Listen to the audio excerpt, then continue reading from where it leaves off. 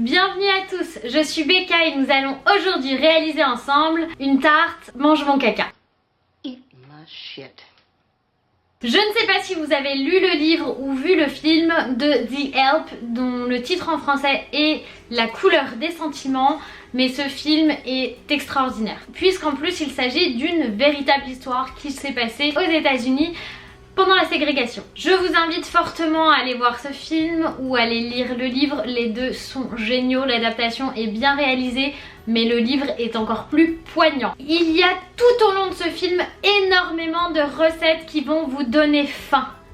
Clairement, j'ai pleuré pendant ce film et j'ai pleuré après le film parce que je n'avais pas d'aide à la maison pour réaliser d'aussi bons petits plats. Je plaisante bien évidemment, je suis contre ce genre de comportement qui ressemble plus à de l'esclavage et du manque de respect qu'autre chose. Les personnes qui me connaissent savent très bien que je suis en train de m'enfoncer. Non, évidemment, la ségrégation, c'est pas bien. Mimi, qui est un des personnages principaux, va réaliser une tarte au chocolat qui est donc, disons que sa recette emblématique, mais qui va lui servir pour se venger de son ancien employeur qui a été vraiment très méchant avec elle, en y ajoutant un ingrédient secret qui se trouve être son caca. Nous n'allons bien évidemment pas ajouter cet ingrédient secret cette fois-ci, mais c'est parti pour réaliser la très bonne tarte de Mimi, la tarte Mange mon caca. Pour réaliser cette recette, vous aurez besoin de 20 cl de crème fraîche entière, de 2 œufs, d'un demi-mug de lait, d'une demi-tasse à café de sucre, de 20 g de beurre, de 200 g de chocolat noir, de vanille et d'une pâte feuilletée. Celle-ci, je l'ai réalisée moi-même, mais vous pouvez en acheter une toute prête. Commencez par fariner votre plan de travail pour pouvoir y étaler plus facilement votre pâte feuilletée. La mienne sort du frigo, elle est plus facile à étaler de cette façon.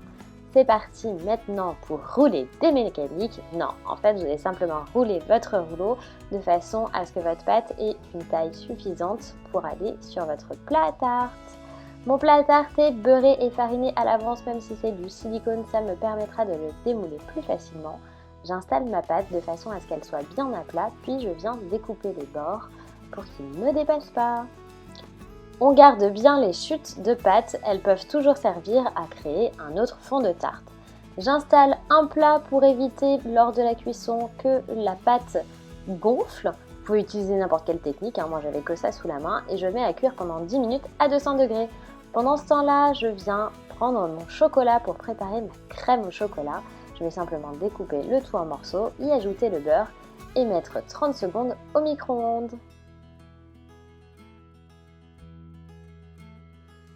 Une fois ces 30 secondes passées, je vais venir remuer le tout, histoire que tout soit bien mélangé, et remettre 30 secondes pour que le chocolat fonde complètement.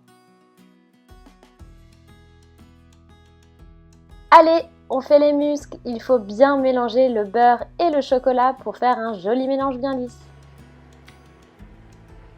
C'est trop bon. Cela fait maintenant 10 minutes que notre fond de tarte cuit. Je viens simplement retirer le plat ou la technique de votre choix et je remets à cuire pendant 5 minutes, toujours à 200 degrés. J'ai donc 5 minutes devant moi pour mélanger le chocolat,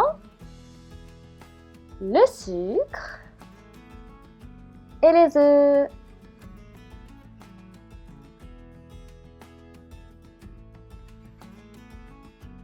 Et oh, il ne faut pas oublier la vanille. Mélangez ensuite le tout afin d'obtenir un mélange homogène. Ajoutez ensuite le lait que vous avez fait tiédir 10 secondes au micro-ondes et puis mélangez jusqu'à obtenir un mélange lisse.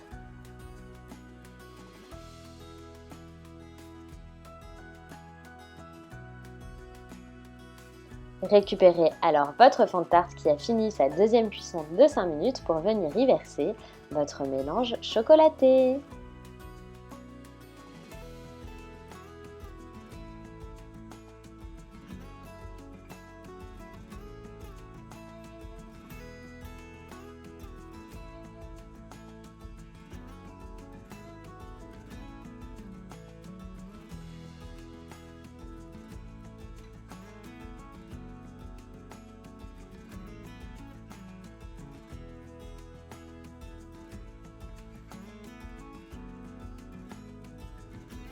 Laissez maintenant cuire votre tarte pendant 30 minutes à 200 degrés et pendant ce temps-là, préparez votre crème chantilly.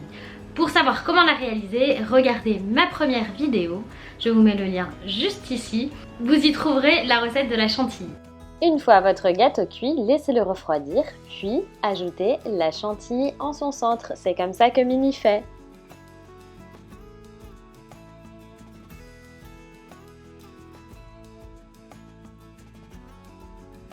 Là maintenant je vais vous montrer une étape qui est complètement facultative. Ne la faites pas si vous n'aimez pas la chantilly.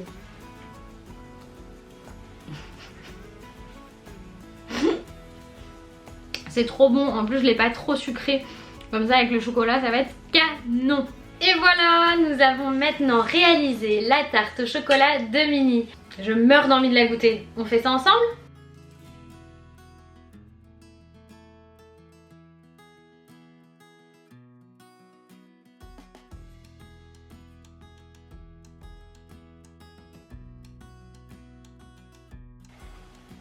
Bon appétit!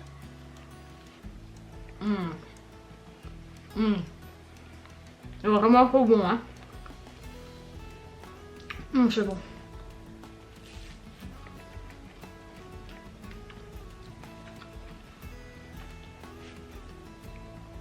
Avec la pâte feuilletée maison. Oh, comment vous dire? Ce gâteau est un régal. Et pourtant, j'aime pas les gâteaux au chocolat. Si vous avez aimé cette recette, surtout n'hésitez pas à vous abonner, c'est complètement gratuit et ça m'encourage vraiment à vous tourner de nouvelles vidéos avec plein de nouvelles idées. Si tu décides de refaire cette recette, n'hésite pas à prendre une petite photo et à me taguer sur Instagram. Mon Instagram est juste ici. Je vous fais plein de gros bisous et je vous dis à bientôt dans une prochaine vidéo. Bye bye!